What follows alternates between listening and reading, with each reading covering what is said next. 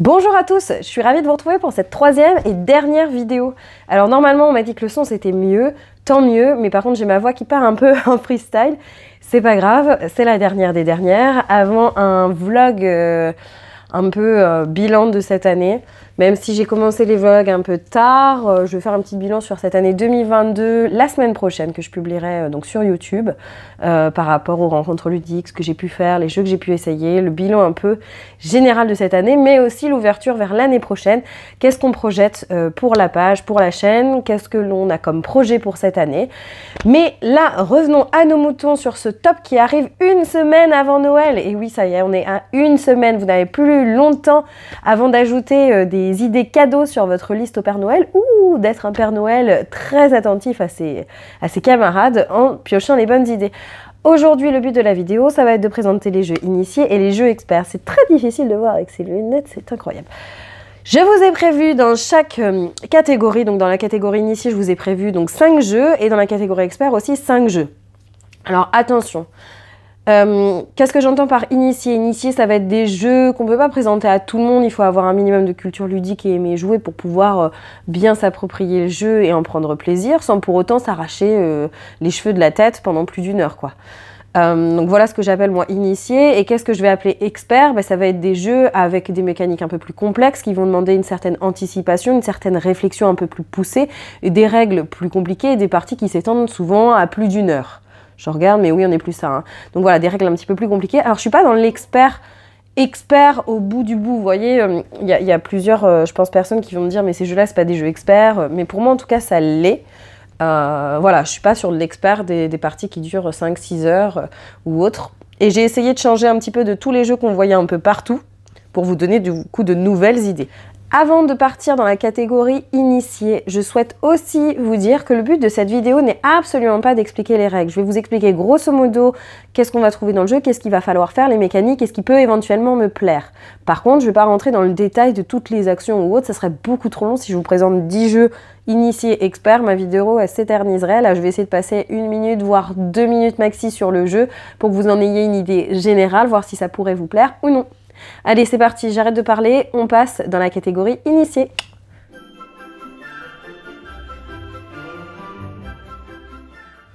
Premier jeu de cette catégorie initiée, c'est un jeu que j'ai pledgé de base sur Kickstarter. Donc moi j'ai la version Kickstarter, mais il est arrivé en boutique. Et ce jeu c'est Creature Comforts.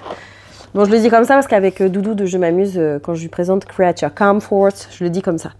Et en fait, Creature Comfort, vous êtes des petits animaux de la forêt et vous devez vous préparer à l'hiver. Donc, vous utilisez les saisons, en fait, le printemps, l'été, l'automne, pour être prêt et que votre logis soit douillette, accueillante pour que vous passiez le meilleur hiver possible. Donc vous devez avoir la maison, l'habitat la plus pimpée, c'est-à-dire avec le plus de points de victoire. Donc pour ça, vous allez jouer donc sur les différentes saisons.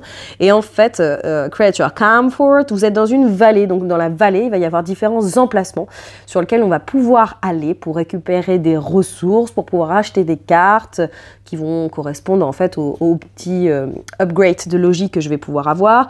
Je vais pouvoir voilà, majoritairement ça va être ça, hein. Ça va être les ressources, utiliser les habitants qui vont me donner des petits bonus, acheter des cartes, réserver des cartes, acheter des améliorations. Et en fait, le twist, c'est que ça va être avec des dés. C'est en gros de la pose d'ouvrier, mais la pose d'ouvrier avec un soupçon de hasard lié aux dés. Donc je vais lancer, je vais avoir des dés qui sont connus de tous, et c'est les dés qu'on va tous pouvoir utiliser.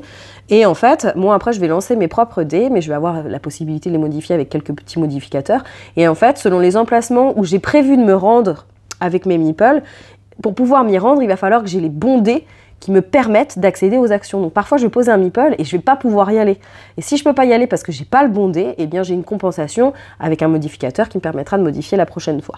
Donc ça va vraiment être une alliance entre de la pose d'ouvrier, mais avec cette soupçon de hasard qu'il va falloir gérer, le tout avec un matériel absolument sublime. Moi j'ai la version Kickstarter, mais le jeu reste très joli en version boutique. Et tout un univers très agréable hein, qu'on peut avoir à chaque fois dans ce type de jeu. Donc c'est un jeu que je recommande si vous aimez les jeux un peu originaux avec un joli matériel. Alors ils le mettent à partir de 8 ans.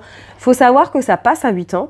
Peut-être la première partie sera un petit peu longue, mais Pas à 5 joueurs, parce qu'il se joue de 1 à 5 joueurs. N'y jouez pas à 5 joueurs avec des enfants. Parce qu'en fait, étant donné que vous allez chacun votre tour résoudre vos actions, le tour peut être un peu long si jamais on est 5 joueurs et que moi je joue, je vais attendre que les 4 autres joueurs jouent avant qu'on démarre une nouvelle partie de la saison ou une nouvelle saison selon l'endroit où on est dans l'année. Mais donc ça peut être un peu long. Après, à force d'y jouer, honnêtement, le temps de partie diminue. Hein. Il faut s'accrocher, voilà, à force de maîtriser le jeu, c'est plus rapide. Donc voilà. Oh, je vous ai mis le jeu à l'envers depuis le début. Bon, je vais pas recommencer, hein. Mais voilà, c'était Creature Comfort. Le deuxième jeu de cette sélection, c'est Oh Neighbors. Un jeu tout aussi joli que Creature Comfort. Je peux le dire, Oh Neighbors. Ouais, je peux dire comme ça. Et donc, dans Oh Neighbors, vous êtes une colonie d'abeilles. Et donc, en fait, vous avez un plateau central qui va être commun, où vous allez avoir différentes actions. Et vous allez devoir construire devant vous votre ruche grâce à différentes alvéoles. Donc, en fait, ce que vous allez faire, c'est que vous allez butiner en vous déplaçant sur un plateau qui va être commun. Vous allez... après avoir butiné, vous allez pouvoir avoir la possibilité de construire, donc construire votre ruche, afin de produire du miel. Donc grâce à différentes fleurs, vous allez pouvoir produire différents miels. Et en fait, ce miel, vous allez pouvoir le vendre. Et il va y avoir un marché avec un peu le marché de l'offre et la demande. Vous voyez, au tout début, le miel vaut très cher. Et en fait, plus on vend, et bien plus la valeur descend. Et donc, ce qu'il va falloir faire, en fait, c'est gagner plus de points. On va gagner des points en répondant à des commandes, en vendant du miel sur le marché ou encore en gagnant des objectifs en fait qui vont être placés, qui vont être communs à tous en fin de partie ou durant la partie pour pouvoir récolter le plus de points. Et donc c'est un jeu qui est vraiment très joli, qui est très malin parce qu'il y a à la fois ce placement de tuiles, il va y avoir cette course à l'objectif quand même qu'il va falloir parce que le premier va avoir plus de points que le deuxième qui réussit à le faire, etc. Il va y avoir cette gestion en fait des beeples pour abeilles et meeple. Je l'ai vu, hein, c'est pas moi qui l'ai inventé. Il va y avoir toute une gestion des beeples parce qu'au début on n'en a pas beaucoup. Et en fait, en fonction de comment on va agencer les tuiles de notre ruche, on va réussir à avoir des bébés abeilles. Donc on va avoir plus d'abeilles, donc plus d'ouvriers, donc pouvoir faire plus d'actions. Puisqu'en fait, le petit twist sur le plateau, c'est que pour pouvoir faire une action, si je suis la première à le faire, je pose qu'une beeple. Par contre, s'il y a déjà quelqu'un qui a une beeple, je vais devoir poser plus de beeple qu'elle, donc en mettre 2. Et s'il y avait déjà quelqu'un qui en avait mis 1 puis 2, moi il va falloir que j'en mette 3. Donc vous voyez, au début, quand on en a 3, eh bien, on est vraiment limité, on ne peut pas faire énormément d'actions. Donc en fait, le jeu nous propose ce petit twist en fait avec ces meeples et toute cette interaction entre le plateau, le déplacement de notre abeille, notre construction de tableau et puis la vente de ce miel. Voilà. Le troisième jeu, c'est Précognition. J'ai regardé cette fois-ci encore hein, pour pas vous la mettre à l'envers. Et en Précognition, c'est une magnifique boîte. Alors moi, elle me fait penser un peu à Abyss, juste sur le visuel, hein, attention, hein, pas du tout sur la mécanique. Et pourquoi j'ai mis Précognition? Puisque en fait, il introduit une nouvelle mécanique qui n'a jamais été vue. Et je trouve que c'est important de souligner, en fait, les ludonautes ont essayé de créer quelque chose de nouveau, de proposer quelque chose de nouveau qui s'appelle le Dual Select System, puisqu'en fait, vous allez dans vos cartes sélectionner des cartes en fait, qui vont aller vers le voisin de gauche, d'autres qui vont aller vers le voisin de droite et qui vont être sur notre plateau. Donc on a une double gestion, une interaction par rapport à cette gestion de cartes. Donc déjà, c'est la première chose. Alors pour le petit pitch, en fait, Précognition, vous incarnez donc un immune, vous êtes un être un peu surnaturel, puisqu'en fait, l'humanité a été éteinte à 99%. Et votre objectif va être de sauver le plus d'humains possible. Donc quand vous êtes dans le mode compétitif, vous verrez après qu'il y a d'autres possibilités et d'autres modes de jeu. Mais donc en fait, vous avez votre bateau avec vos immunes et vous allez tenter de traverser le fleuve pour aller mettre le plus d'humains possible en sécurité pour essayer de redévelopper l'espèce puisque vous êtes des êtres bienveillants et bien gentils. Seulement sur votre route, vous n'allez pas croiser des êtres très gentils, vous allez croiser des êtres qui vont vous faire du mal. Au cours de votre voyage, vous allez devoir récolter de la nourriture, vous allez devoir pimper votre bateau pour être plus performant parce que plus vous avancez dans le fleuve et plus ça va être difficile. Donc vous allez avoir, grâce aux cartes, en fait, une gestion de vos ressources, une gestion de vos plateaux. Vos humains vont être infectés, il va falloir les soigner, il va y avoir tout un tas de choses à voir par rapport à ça. Le fait d'être un immune va vous donner la possibilité de voir en quelque sorte l'avenir puisque vous allez avoir des cartes que vous avez dans vos mains et c'est ça le Dual Select System, c'est que vous allez prendre des cartes que vous allez jouer, mais vous allez aussi donner des cartes au joueur qui est avant vous finalement, et les cartes que lui aura pourra potentiellement vous les redonner, ou les garder pour lui, mais pourra potentiellement vous les redonner. Ce qui veut dire que vous allez pouvoir essayer d'anticiper en vous disant que tiens, cette carte-là, je ne peux pas la jouer maintenant parce que celle-ci m'intéresse plus à ce moment-là, mais peut-être qu'elle m'intéresserait après, donc je vais essayer de la donner à l'autre joueur pour qu'elle me revienne. Et vous allez faire exactement la même chose en fait avec le joueur qui est après vous, puisque vous allez aussi lui donner des cartes et que lui va vous en donner aussi. Donc il y a toute une interaction par rapport à la gestion de cartes qui est absolument super. Et autre point hyper positif du jeu, c'est que vous allez avoir 3 modes de jeu. Vous allez avoir un mode compétitif, un mode en équipe et un mode coopératif. Et ça, c'est très chouette. Je l'ai déjà vu dans plusieurs jeux et dans plusieurs jeux des vidéos d'avant, je vous l'ai dit. Il y a plusieurs modes de jeu, c'est vraiment très sympa. Je vous mets des incrustes des différentes aussi visions, puisqu'en fait, le bateau va être recto-verso. On va pouvoir un peu ça va être malléable en fait au niveau des fils des parties pour avoir une meilleure rejouabilité. Et le jeu propose quand même plein de possibilités pour faire vivre ce jeu et avoir quand même déjà un certain nombre d'éléments dans cette boîte et avoir envie de la garder. Le 4e jeu de cette sélection, c'est Orichalque. Et donc Orichalque, alors je dirais qu'il est entre le famille et l'initié. Puisqu'il y a quand même un certain nombre de choses à gérer et à prendre en considération, mais c'est pas non plus super difficile, et je trouve qu'on peut le présenter quand même à des personnes pour montrer ce que c'est que le jeu moderne. Et donc en fait, Orichalque, c'est quoi? Il y a une prophétie de l'Atlantide qui est en train de se réaliser. En fait, il y a un cataclysme qui arrive, et en fait, votre peuple vous a envoyé, vous, sur une nouvelle terre d'accueil. Vous devez donc l'explorer, vous allez pouvoir exploiter les différentes ressources et vous allez devoir vous débarrasser en fait des monstres qui l'infestent. Donc en fait ça vous fait penser un peu à un 4X condensé en 45 minutes avec des petites sensations. Je dis pas que c'est un jeu 4X mais vous allez avoir justement cet effet de je me développe, j'explore, je prends des ressources et puis je vais exterminer du monde. Alors vous exterminez pas les autres joueurs, pour le coup c'est pas un jeu de bagarre, mais vous allez exterminer des monstres.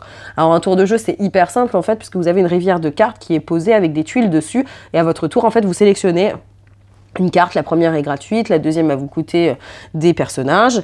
Et en fait, une fois que je récupère la carte, je vais pouvoir poser la tuile sur mon terrain.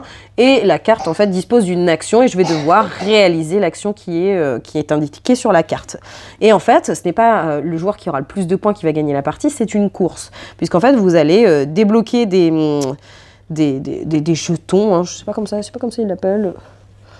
Ouais, enfin, vous allez débloquer en fait des points de victoire grâce en fait à vos constructions ou à votre compte en fait que vous pouvez avoir.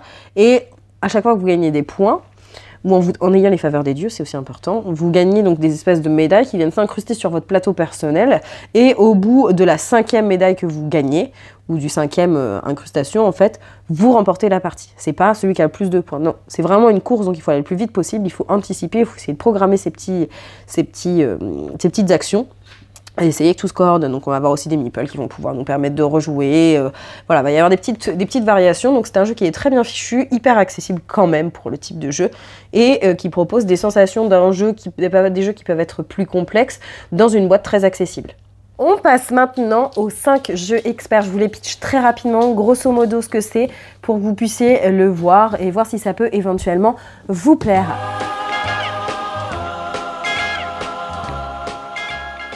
Nous voici dans la sélection expert et je vais vous présenter celui que j'ai certainement préféré et c'est Dinosaur World. Dinosaur World, c'est un super cadeau si vous connaissez quelqu'un qui aime beaucoup jouer et que vous avez un peu un beau budget quand même, parce que ça représente quand même une boîte assez chère.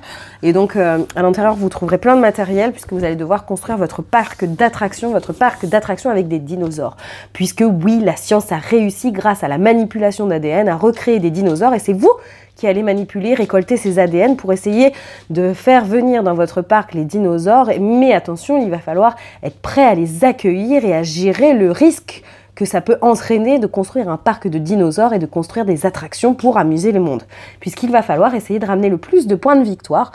Vous avez donc un plateau sur lequel vous allez compter les points de victoire et vous allez gagner des points de victoire en fonction de ce que vous allez construire et en fonction du fun que vous allez apporter à votre parc et des dinosaures qui vont être à l'intérieur. Mais comme je vous dis, forcément, les dinosaures qui rapportent le plus sont aussi les plus dangereux. Donc il va falloir essayer de compenser le côté danger avec un côté sécurité qui est indéniable. Donc vous avez en fait un plateau central sur lequel vous allez avoir des actions communes. qui vont être sur les premières parties du jeu. Ensuite, vous allez jouer sur votre propre plateau et ensuite, grâce à une petite Jeep, vous allez parcourir les tuiles que vous allez construire. Et tout ça, en fait, va se jouer avec une gestion de meeples. Vous allez avoir des meeples au début de chaque manche et ces meeples peuvent être de couleurs différentes, donc vont avoir des propriétés différentes qui vont pouvoir me donner des petits bonus si je les place aux bons endroits.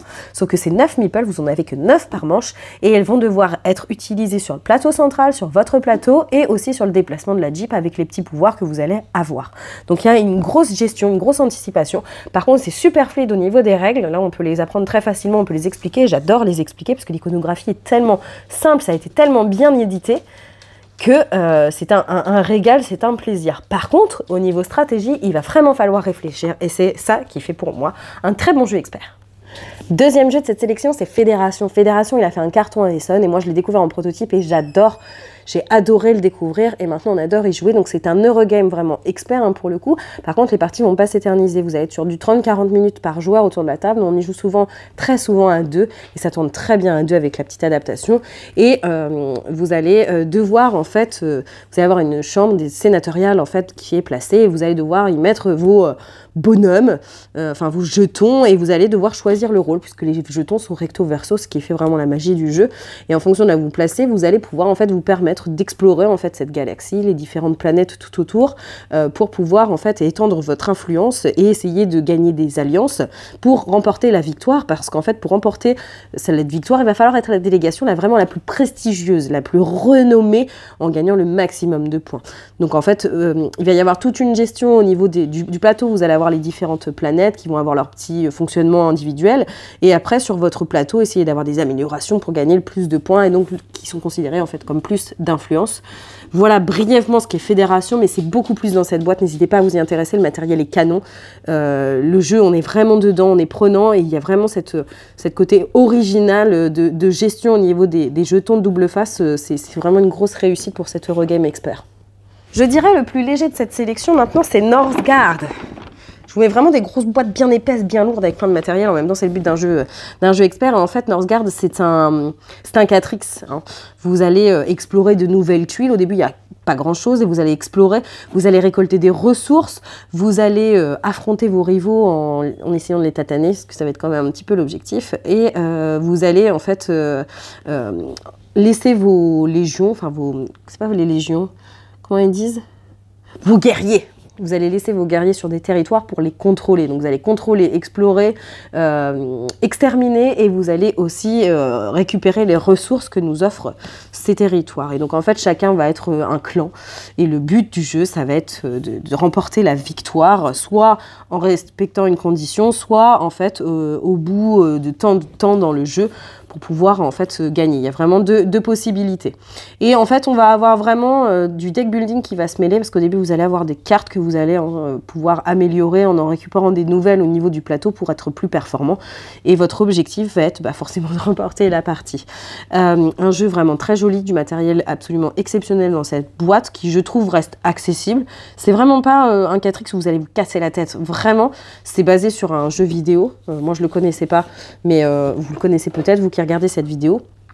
Mais donc c'est basé sur le jeu vidéo, a priori c'est assez similaire, vous retrouvez vraiment des univers, mais en termes de gameplay, jeu de société, sans connaître le jeu vidéo, on va pouvoir s'y retrouver vraiment avec un jeu accessible, je vous dis entre 60 et 90 minutes, je crois que c'est, il le note comme ça, oui là, 60 et 90 minutes, c'est exactement ça, mais qui reste accessible sans passer des heures autour de la table, je vous dis, parce qu'il y a des 4X où on passe beaucoup plus de temps, mais là vous avez des bonnes sensations, avec un très joli jeu, avec un matériel chouette. Vous avez à l'intérieur 75 figurines, elles sont détaillées, elles sont pas peintes, vous pouvez les peindre si vous avez envie, et en fait à l'intérieur du coup vous avez 7 clans et 9 animaux, enfin animaux, créatures plutôt que animaux, puisqu'il n'y a pas que des animaux en plus, mais vous avez 9 créatures. Donc voilà, une boîte bien fournie et un très très bon cadeau.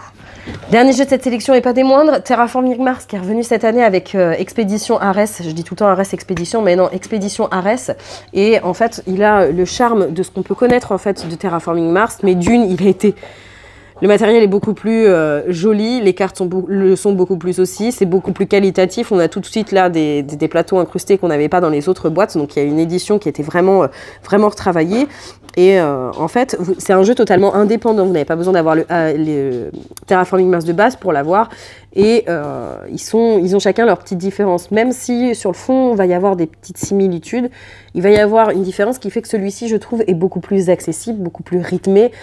Et moins, je ne vais pas dire le mot ennuyant, parce que je trouve que Terraforming Mars n'est pas du tout ennuyant, et Terraforming Mars restera #1 dans mon cœur. Mais voilà, des parties vont être beaucoup plus rythmées, on ne va pas avoir ces tours qui peuvent s'étendre indéfiniment, avec le placement de tuiles qui peut être plus long, etc.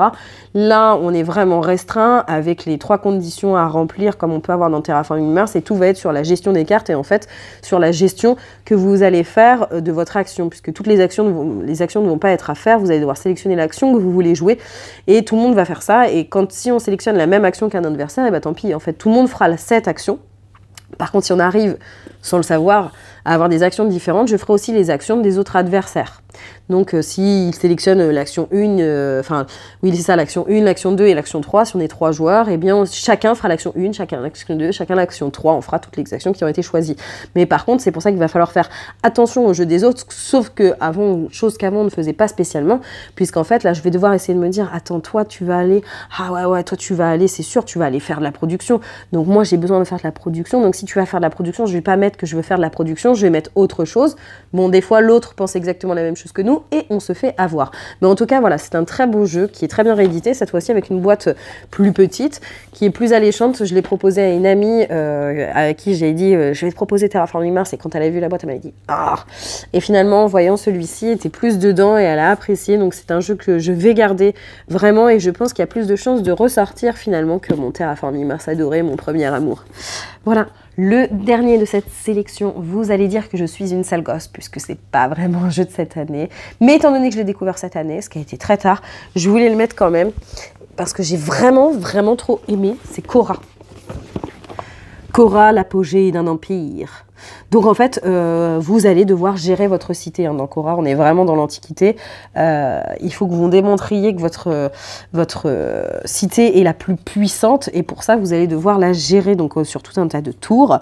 Vous allez devoir vous imposer sur différentes puissances. En fait, sur la puissance militaire, vous allez devoir développer votre richesse, développer vos connaissances, et vous allez devoir faire entrer en quelque sorte votre cité dans l'histoire. C'est ce qui marque derrière, je n'invente rien. Mais donc vous allez avoir toute une gestion au niveau des impôts des citoyens. Vous allez essayer de gagner plus d'argent pour enfin récolter plus de gloire et gagner forcément le plus de points de victoire en fin de partie. Donc il y a une piste tout autour du plateau, et vous allez essayer de grimper au fur et à mesure. Et donc il va y avoir différentes façons de gagner, en fait, avec des cartes qui vont vous donner un peu des objectifs pour vous guider tout au long de la partie, mais aussi en améliorant votre cité, en l'upgradant grâce à pas des ressources, parce que les ressources on les défausse pas, en fait. Vous gagnez des petits jetons, en fait, qui vont être la connaissance, etc.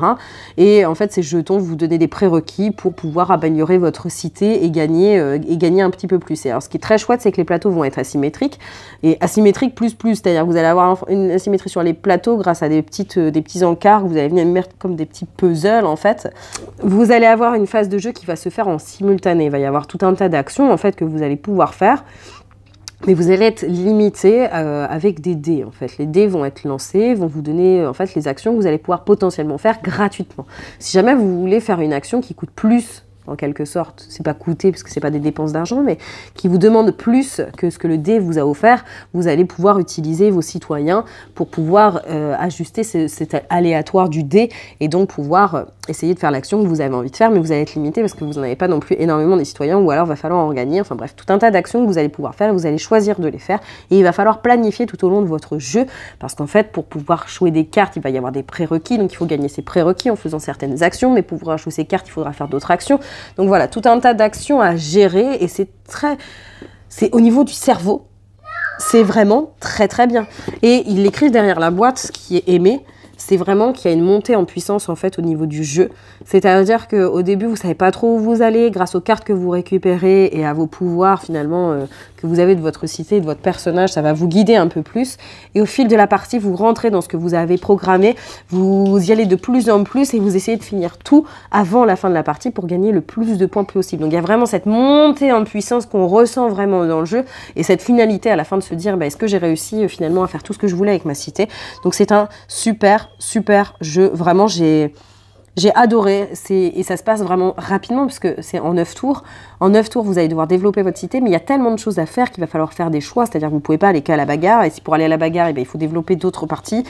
Voilà, donc un très chouette jeu. Il n'est pas sorti cette année du tout, mais je pense qu'il a sa place sur le sapin. Donc c'était ma seule exception de la vidéo. Tout le reste sont des jeux sortis cette année, mais étant donné que j'ai joué cette année, pour moi c'était comme s'il était sorti cette année. Bon, je me suis fait avoir, mais non.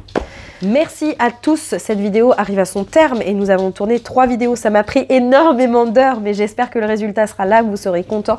Et je vous remercie pour vos commentaires. J'ai Ratatouille qui vient pour la finale. Je vous remercie pour vos commentaires, vos likes, vos partages et vos abonnements.